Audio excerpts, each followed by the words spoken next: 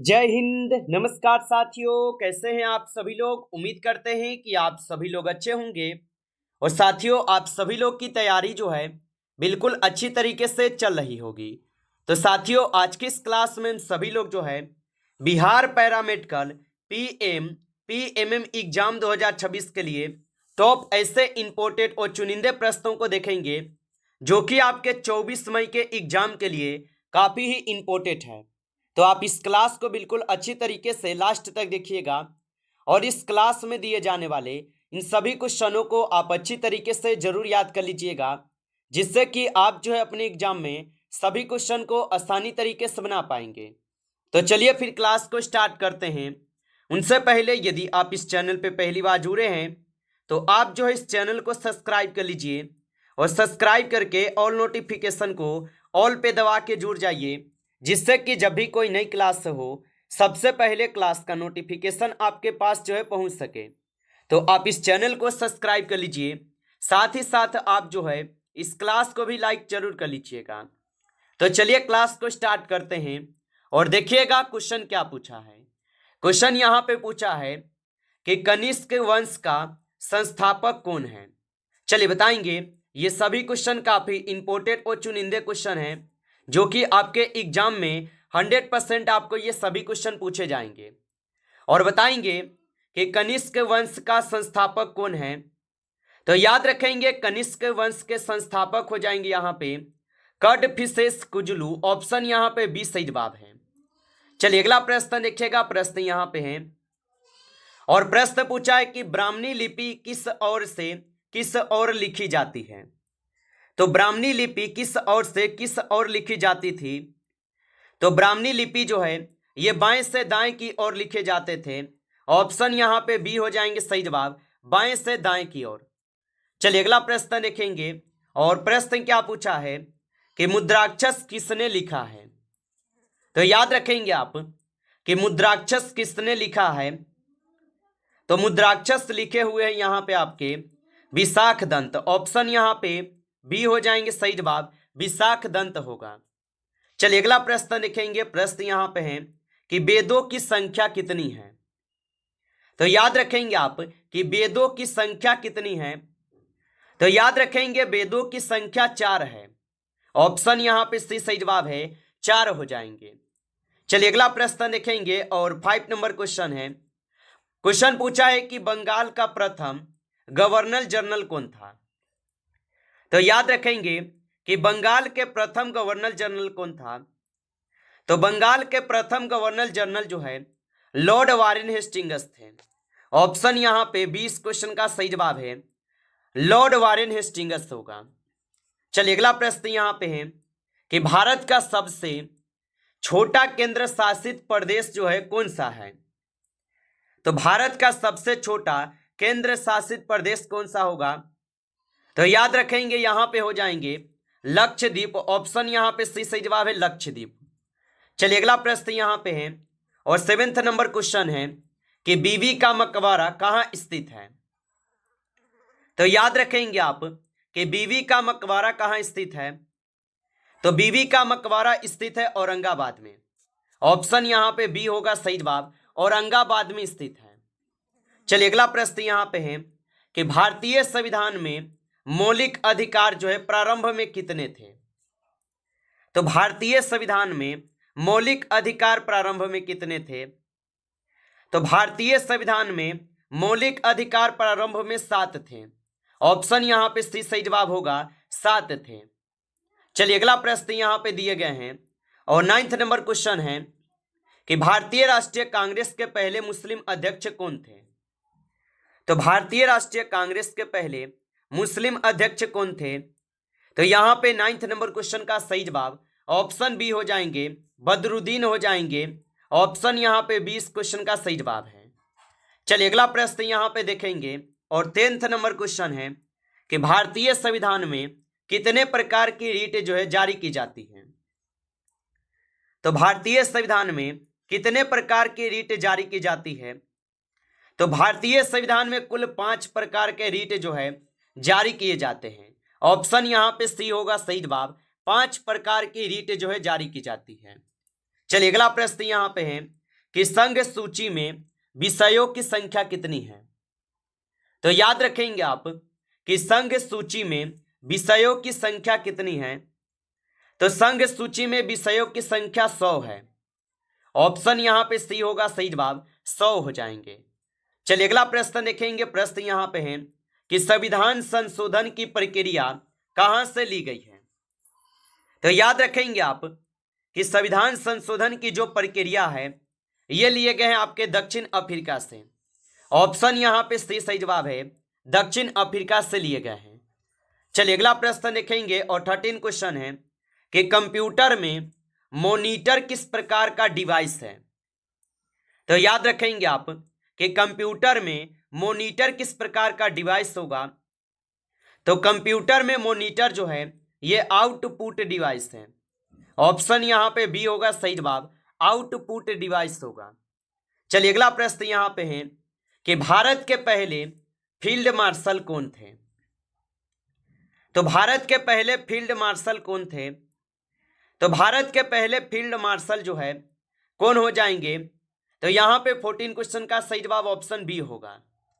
चलिए अगला प्रश्न देखेंगे और प्रश्न दिया गया है कि भारतीय संविधान में संपत्ति का अधिकार जो है अब क्या है। तो भारतीय संविधान में संपत्ति का अधिकार अब क्या है। तो भारतीय संविधान में संपत्ति का अधिकार अब कानूनी अधिकार है। ऑप्शन यहां पे बी होगा सही जवाब, कानूनी अधिकार है। आगे देखिए अगला प्रश्न यहां पे है कि ध्वनि की गति हवा में जो है लगभग कितनी है। चलिए बताएंगे। और आप अभी तक इस क्लास को लाइक नहीं किए हैं तो क्लास को आप लाइक कर लेंगे।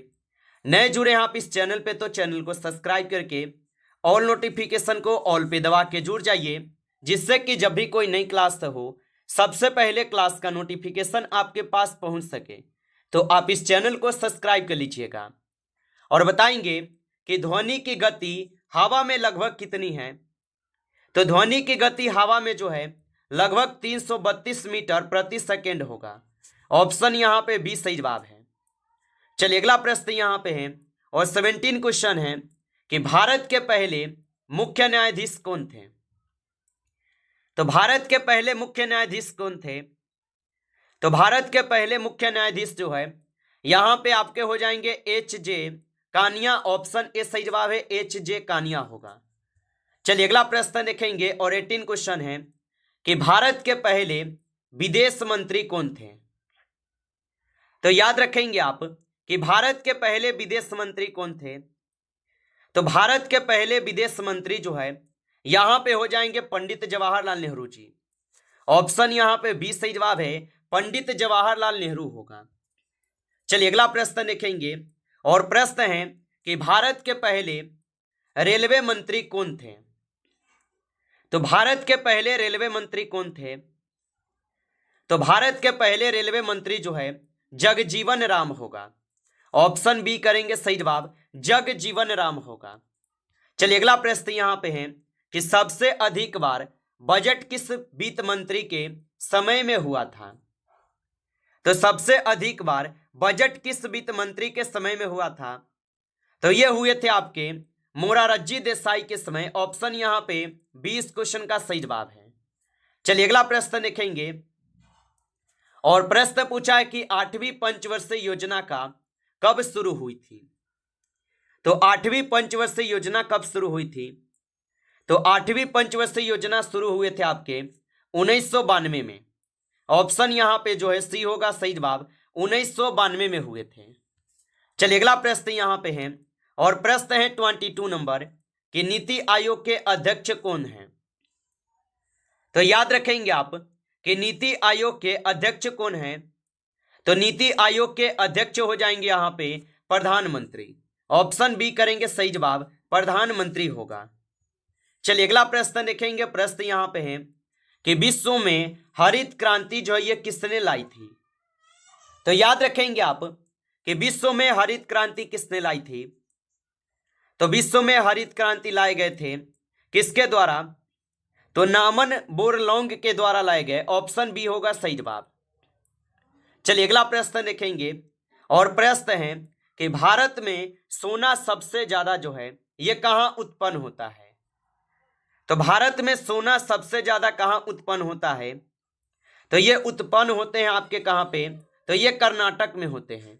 ऑप्शन यहाँ पे बी होगा सही जवाब, कर्नाटक में होते हैं।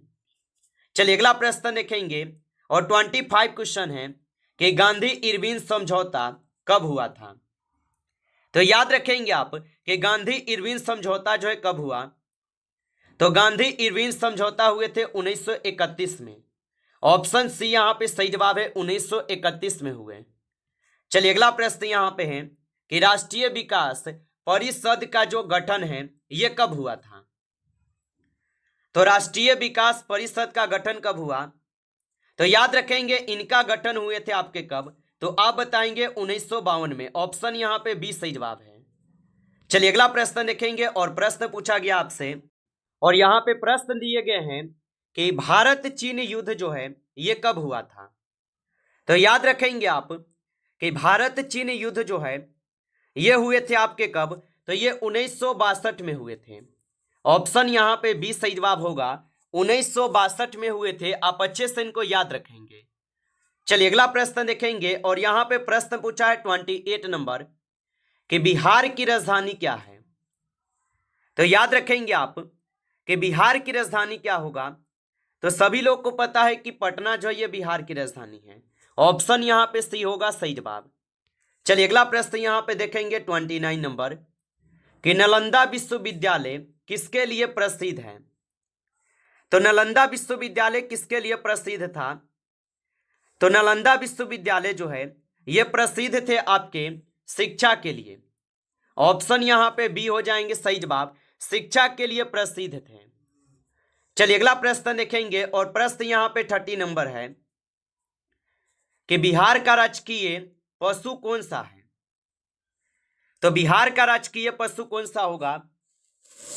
तो बिहार का राजकीय पशु यहाँ पे हो जाएंगे आपके गौर। ऑप्शन यहाँ पे डी सही जवाब हो जाएंगे, गौर या गौरैया भी आप बोल सकते हैं। चलिए अगला प्रश्न देखेंगे 31 नंबर है कि छठ पूजा किस देवता को समर्पित है? तो याद रखेंगे आप कि छठ पूजा जो है ये किस देवता को समर्पित होगा? तो ये समर्पित हो गए सूर्य भगवान को। ऑप्शन यहाँ पे सही जवाब है, सूर्य भगवान को। चलिए अगला प्रश्न यहाँ पे है कि बिहार राज्य का गठन जो है ये कब हुआ था? तो याद रखेंगे आप कि बिहार राज्य का गठन कब हुआ? तो बिहार राज्य का जो गठन है यह गठन हुए थे आपके कब? तो 1912 में बिहार राज्य का गठन हुआ। ऑप्शन ए सही जवाब है। चलिए अगला प्रश्न देखेंगे कि भारत के प्रथम राष्ट्रपति कौन थे? तो भारत के प्रथम राष्ट्रपति कौन थे? तो भारत के प्रथम राष्ट्रपति डॉक्टर राजेंद्र प्रसाद थे। ऑप्शन ए होगा सही जवाब, डॉक्टर राजेंद्र प्रसाद थे। आप अच्छे से इनको याद रखेंगे। चलिए अगला प्रश्न यहां पे देखेंगे और प्रश्न है कि भारत की प्रथम महिला प्रधानमंत्री जो है कौन थी? तो भारत की प्रथम महिला प्रधानमंत्री कौन थी? तो भारत की प्रथम महिला प्रधानमंत्री जो है यहां पे इंदिरा गांधी थी। ऑप्शन बी करेंगे सही जवाब, इंदिरा गांधी होगा। चलिए अगला प्रश्न देखेंगे 35 क्वेश्चन है कि भारत के प्रथम गवर्नर जनरल कौन थे? तो याद रखेंगे आप कि भारत के प्रथम गवर्नर जनरल कौन थे? तो भारत के प्रथम गवर्नर जनरल जो है लॉर्ड माउंटबेटन थे। ऑप्शन ए होगा सही जवाब, लॉर्ड माउंटबेटन थे। नमस्कार साथियों, इस क्लास में जो है आपके टॉप 35 क्वेश्चन थे। साथियों यदि आपको क्लास अच्छा लगा हो तो आप इस क्लास को लाइक कर लीजिए। नए जुड़े हैं आप इस चैनल पे तो चैनल को भी आप सब्सक्राइब करके ऑल नोटिफिकेशन को ऑल पे दबा के जुड़ जाइए, जिससे कि जब भी कोई नई क्लास हो सबसे पहले क्लास का नोटिफिकेशन आपके पास जो है पहुंच सके। तो आप इस चैनल को सब्सक्राइब कर लीजिएगा। चलिए फिर मिलते हैं आपसे नेक्स्ट टॉपिक के साथ नेक्स्ट क्लास में। तब तक के लिए जय हिंद, जय भारत।